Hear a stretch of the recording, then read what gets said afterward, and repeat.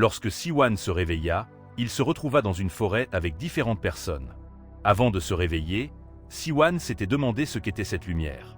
Il se demanda s'il était puni parce que sa résolution d'étudier s'était brisée en une seule journée. Siwan ouvrit les yeux lorsqu'il entendit différentes voix. Il se demanda pourquoi l'endroit était si bruyant. Lorsqu'il leva la tête, il vit différentes personnes se battre. Ces personnes parlaient différentes langues. Siwan ne comprenait pas ce qui se passait. Il se demanda pourquoi il y avait tant de cosplayers autour de lui. Les cosplayers utilisaient de la magie. Notre garçon crut qu'il était peut-être en train de rêver. Il regarda autour de lui et se demanda où il se trouvait. Il y avait une statue devant les gens. La statue annonça que 100 joueurs avaient été détectés. Siwan remarqua qu'il entendait une voix dans sa tête.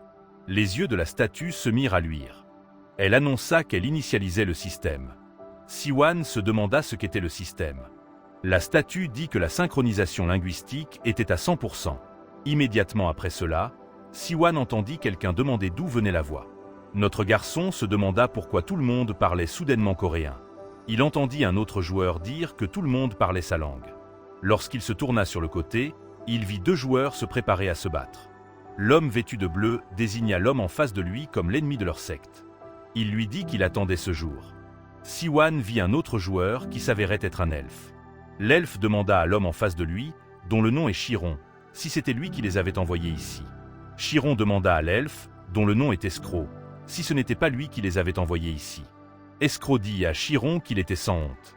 Il lui dit qu'il ne se laisserait pas berner par ses paroles. Chiron lui dit qu'il se moquait qu'il le croie ou non. Il lui dit que tout le monde était destiné à s'agenouiller devant la puissance du roi démon. Escroc libéra sa magie et promit à Chiron qu'il le tuerait et mettrait fin au roi démon en tant qu'archimage. Au moment où il dit cela, il déchargea des éclairs sur Chiron. Lorsque la fumée se dissipa, Escroc vit que Chiron allait toujours bien. Chiron fut également surpris de voir qu'il allait toujours bien. Même s'il avait été frappé par la puissance d'Escroc, il n'avait absolument rien senti. Escroc demanda à Chiron de lui dire la vérité. Il lui demanda si c'était lui qui l'avait traîné ici. En voyant ce qui se passait, Siwan réalisa que tout était trop réaliste pour être un rêve. Tout en regardant autour de lui, le système l'informa que le jeu était sur le point de commencer. Il dit aux joueurs que le niveau de difficulté était facile. Il leur demanda de se classer parmi les 90 meilleurs. La carte choisie était la capitale du royaume du roi. Des récompenses seraient décernées aux 10 premiers et au-delà. Le système dit aux joueurs que les attaques entre joueurs étaient neutralisées dans la salle d'attente. Siwan remarqua qu'il regardait une carte de jeu. La statue décida d'expliquer aux joueurs qui accédaient au Cloyd Survival pour la première fois. Le jeu se déroulerait sur 100 jours. Chaque jour, la carte sur laquelle vous jouez deviendra légèrement limitée. Si une personne sort de la carte limitée, elle sera soumise à un grand danger. Le jeu continuera jusqu'à ce qu'il ne reste qu'un seul survivant. Si le jeu se termine ou si une personne est éliminée, elle retournera dans son monde d'origine. Les joueurs qui ne parviendront pas à se classer parmi les 90 premiers ne pourront plus participer au Cloyd Survival. La statue leur expliqua qu'ils allaient bientôt descendre à l'endroit qu'ils désiraient, avec l'aide de son regard. Elle leur dit qu'ils pouvaient obtenir des objets sur la carte et les utiliser pour entrer dans le top 90.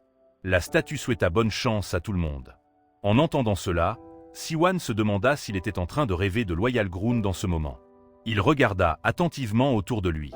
Même si ce n'était qu'un rêve, Siwan pouvait dire qu'il allait mourir au milieu de ces personnes absurdes. Notre garçon ne voulait pas mourir, même s'il rêvait. Pendant qu'il réfléchissait, quelqu'un l'appela « cheveux en bataille ». Siwan leva rapidement la tête. L'homme énorme devant lui demanda pourquoi il continuait de regarder autour de lui. Il demanda à notre garçon d'où il venait.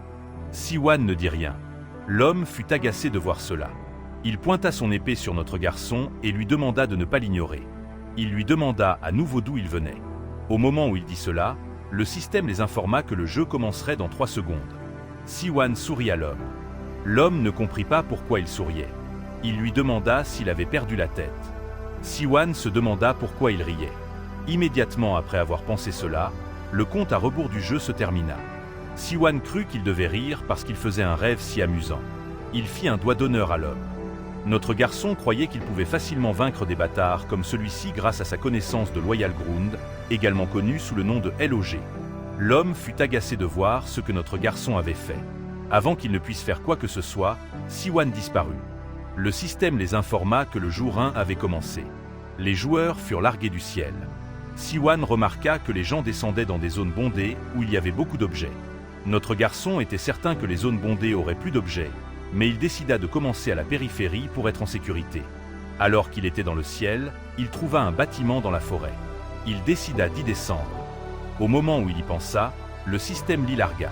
Quand notre garçon se releva, il eut envie de vomir. Il avait le mal des transports. Il décida d'entrer dans la maison. Avant de pouvoir bouger, il entendit quelque chose bouger. Siwan se mit rapidement à courir. À cause de son mal des transports, il ne pouvait pas voir si quelqu'un d'autre avait atterri avec lui.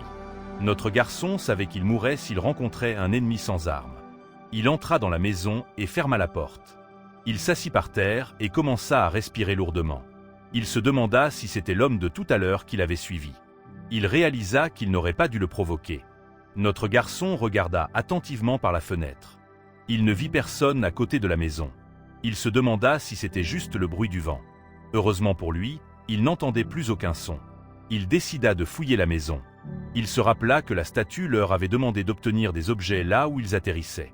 Il réalisa qu'il devait chercher les objets à l'intérieur de la maison. Avant de pouvoir commencer à chercher, il donna un coup de pied à quelque chose. Siwan ramassa l'objet qu'il avait frappé. Le système l'informa qu'il avait obtenu une arbalète. L'arbalète était lourde à porter pour Siwan, mais c'était toujours mieux que rien. Siwan ramassa les flèches à côté de l'arbalète. Dès qu'il l'équipa, la manière de l'utiliser entra naturellement dans sa tête. Notre garçon arma la flèche et leva l'arbalète. Il dit que ce n'était rien pour un soldat coréen. Il appuya sur le levier en dessous. Au moment où il fit cela, il tira la flèche à une vitesse folle. Il détruisit des parties de la maison. Notre garçon fut choqué de voir la puissance de l'arbalète. Il réalisa que l'arbalète serait très utile une fois qu'il aurait appris à l'utiliser correctement. Siwan regarda autour de lui dans la maison, mais il ne trouva rien d'utile. Heureusement, cette carte était très grande. Notre garçon sortit de la maison et se dirigea vers un autre endroit. Il croyait pouvoir farmer des objets en toute sécurité s'il ne rencontrait pas d'ennemis. Siwan leva son arbalète et entra prudemment dans une autre maison. Il trouva un parchemin dans la maison. Quand il le ramassa, le système l'informa qu'il avait obtenu un petit parchemin de guérison. Il lui dit que ses blessures seraient guéries s'il déchirait le parchemin. Notre garçon fut surpris de voir le genre d'objet que c'était. Il le mit rapidement dans sa poche. Il réalisa qu'il devait trouver plus d'objets de récupération. Il aurait aimé avoir un sac pour transporter des objets. Tout en regardant autour de lui, il vit un livre briller parmi d'autres livres sur une étagère. Quand notre garçon ramassa le livre, le système l'informa qu'il avait obtenu le livre d'arts martiaux du chef de l'Étoile Noire. C'est un art martial qui permet à une personne de projeter de l'énergie sombre à travers ses doigts. Le système demanda à Siwan s'il souhaitait apprendre cet art martial. Notre garçon se demanda s'il recevrait un tutoriel. Il accepta l'offre du système. Au moment où il fit cela, le livre brilla intensément devant lui. Il commença à entrer dans la main de Siwan. Notre garçon se demanda ce qui venait de se passer. Il regarda sa main. Il remarqua que certains des pores de sa main s'étaient un peu ouverts. Siwan prit une fourchette sur une table à côté de lui et la lança à une vitesse folle. La fourchette détruisit le mur. Siwan était heureux de voir qu'il avait appris une technique d'arts martiaux. Si vous voulez plus de ce récapitulatif, faites-le moi savoir en commentaire. N'oubliez pas de vous abonner à la chaîne et de laisser un pouce bleu pour ne pas rater les prochaines vidéos.